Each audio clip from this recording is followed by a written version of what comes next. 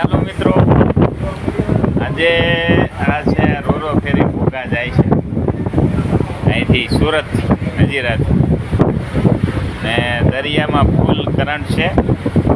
આજે 29/8/2024ના રોજ અમે સુરતથી યાત્રા કરી છે. દરિયો ઉછાળા મારે છે દરિયો,